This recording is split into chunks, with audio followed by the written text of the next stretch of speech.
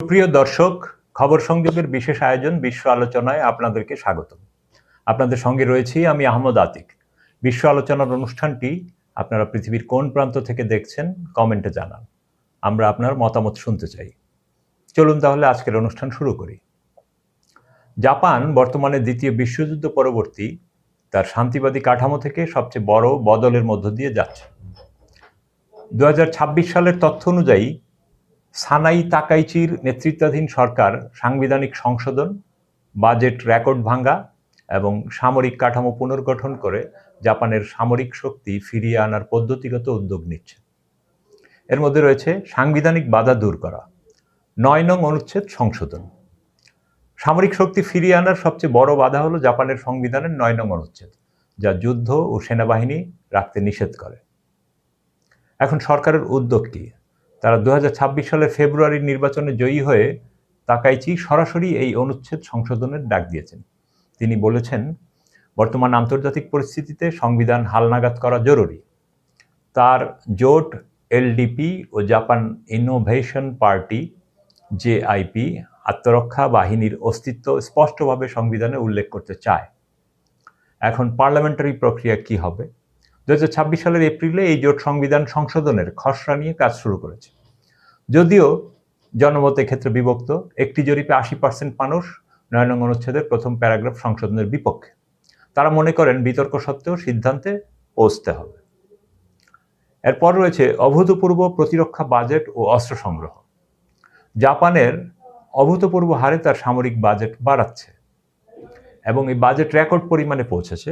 2025 সালের ডিসেম্বর মাসে অনুমোদিত বাজেট অনুযায়ী 2026 অর্থ বছরে জাপানের সামরিক ব্যয় দাঁড়িয়েছে 9.04 ট্রিলিয়ন ইয়েন, প্রায় $58 বিলিয়ন, যা ইতিহাসের সর্বোচ্চ। ক্ষমতার কেন্দ্রবিন্দু বা কেন্দ্রীয় প্রকল্পগুলোতে যদি আমরা দেখি, তাহলে দূরপাল্লার ক্ষেপণাস্ত্র, কাউন্টার স্ট্রাইক ক্যাপাবিলিটি যাকে বলা হয়, প্রায় 970 বিলিয়ন ইয়েন ব্যয় করে 1000 কিলোমিটার পাল্লার 12 ধরনের ক্ষেপণাস্ত্র কেনা এবং হাইপারসনিক মিসাইল তৈরির কাজ চলছে জাপানে। ড্রোন এবং অসংলগ্ন যুদ্ধ, মানে এটাকে তারা বলেছে শিল্ড প্রকল্প, 100 বিলিয়ন ইয়েন ব্যয়ে এই শিল্ড নামের একটি প্রকল্প হাতে নেওয়া হয়েছে। যুদ্ধ বিমানের চেয়ে কম খরচে ড্রোন, আনম্যান্ড ভেহিকল দিয়ে উপকূলীয় প্রতিরক্ষা জোরদার করা হচ্ছে। মার্কিন যুক্তরাষ্ট্রের চাপও রয়েছে এক্ষেত্রে। মার্কিন চাপে 2025 সালের মধ্যেই জাপান তার জিডিপির 2% সামরিক খাতে ব্যয় করার টার্গেট আগেই পূরণ করেছে। এরপরে রয়েছে জাপানের সামরিক কাঠামো পুনর্গঠন ও স্পেস ফোর্স গঠন। ঐতিহ্যবাহী যে গ্রাউন্ড, মেরিটাইম ও এয়ার, এই বাহিনীর কাঠামো ভেঙে জাপানে এখন নতুন রূপ দেওয়া হচ্ছে। কারণ air space force, Japan air self defence ফোর্সের নাম পরিবর্তন করে air and space self defence force রেখেছে। তারপর উপগ্রহ জ্যামিং প্রতিরোধ ও স্পেস ডোমেইন যুদ্ধের ক্ষমতা তৈরি হচ্ছে এর মাধ্যমে। তারপরে এমফিবিয়াস র্যাপিড ডেপ্লয়মেন্ট ব্রিগেড, আরেকটা নতুন ইউনিট, সৈন্যবাহিনীর একটি বিশেষ দলকে এই ইউনিটের নামে, এটাকে বলা হয় এআরডিবি, আরও শক্তিশালী করা হচ্ছে। তাদের কাজ হবে আইল্যান্ড ক্যাপচার তথা দ্বীপ দখলের অভিযান চালানো। তারপরে অর্গানাইজেশনাল রিস্ট্রাকচারিং, জাপানি সেনাবাহিনীতে অর্গানাইজেশনাল রিস্ট্রাকচারিং চলছে। ম্যারিটাইম বাহিনীকে বড় আকারের কনভয় ফ্লিটে পুনর্গঠন করা হচ্ছে, যাতে তাদের আক্রমণাত্মক ক্ষমতা আরও বাড়ে। এছাড়া দক্ষিণ পশ্চিম দ্বীপপুঞ্জে ঘাঁটি করার জন্য তারা কৌশলগত মোতায়েনের বিষয়টি চিন্তা করছে। জাপানের সবচেয়ে বড় সামরিক তৎপরতা দেখা যাচ্ছে তাইওয়ানের খুব কাছে অবস্থিত দক্ষিণ পশ্চিম দ্বীপপুঞ্জকে ঘিরে। তারপর ক্ষেপণাস্ত্র মোতায়েনের কর্মসূচি রয়েছে।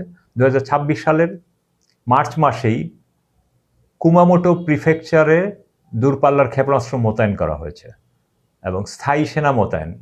মিয়াকো, ইশিগাকি ও ইউনাগুনি দ্বীপে স্থায়ী গ্যারিসন স্থাপন করেছে জাপানি সেনাবাহিনী।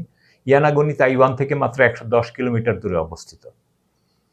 মাঝে মাঝে তাদের ইচ্ছাকৃত উস্কানিও লক্ষ্য করা যায়। 2026 সালের এপ্রিলে আমরা তাকাইচি তাইওয়ান নিয়ে বিতর্কিত মন্তব্যের এক পর্যায়ে জাপানি ডেস্ট্রয়ার ইচ্ছাকৃতভাবে তাইওয়ানের প্রণালী পাড়ি দেয়, যা আঞ্চলিক উত্তেজনার একটু বাড়িয়ে দেয়। এরপরে আমরা দেখি অস্ত্র রফতানি নীতি শিথিলকরণ।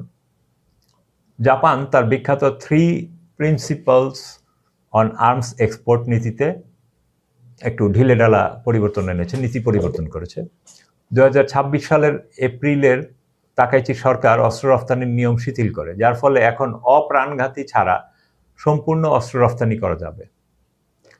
এর আভ্যন্তরীণ প্রভাব হলো যুদ্ধবিগ্রহে সক্রিয় অংশগ্রহণের পথ সুগম তৈরি হচ্ছে, আর বৈদেশিক প্রভাব হলো অস্ট্রেলিয়ার জন্য মোস্ট ক্লাস ফ্রিগেট তৈরি করা বা যুক্তরাজ্য ও ইটালির সঙ্গে যৌথভাবে ষষ্ঠ প্রজন্মের ফাইটার জেট প্রজেক্ট চলছে।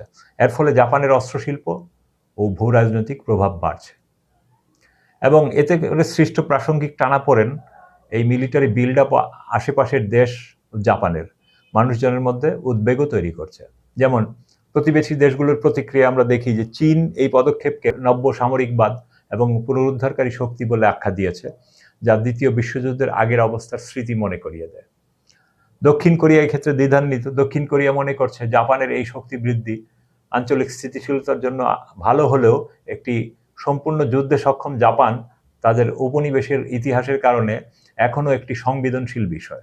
2026 সালের 3রা মে সংবিধান দিবসে হাজার হাজার জাপানি নাগরিক টোকিওতে জড়ো হয়ে তাকাইচির প্রশাসনের এই মিলিটারি এক্সপ্যানশনের বিরুদ্ধে প্রতিবাদ জানায়। তারা সতর্ক করে দিয়েছে এই পথেই জাপান আবার যুদ্ধে জড়িয়ে পড়তে পারে। এই ব্যবস্থাগুলো বিশ্লেষণ করলে বোঝা যায় জাপান বর্তমানে একটি স্বাভাবিক জাতি হওয়ার পথে দ্রুত এগুচ্ছে, যেখানে তার প্রয়োজন মতো সামরিক শক্তি গড়ে তোলার সক্ষমতা ও ইচ্ছা দুই রয়েছে। আপনার মতামত কি? কমেন্টে জানান। ভিডিওটি লাইক করুন, শেয়ার করুন এবং চ্যানেলটি সাবস্ক্রাইব করে বেল আইকনে ক্লিক করুন যেন পরবর্তী খবর মিস না হয়। দেখা হবে পরের বুলেটিনে। ততক্ষণ সুস্থ থাকুন, ভালো থাকুন। খোদা হাফেজ।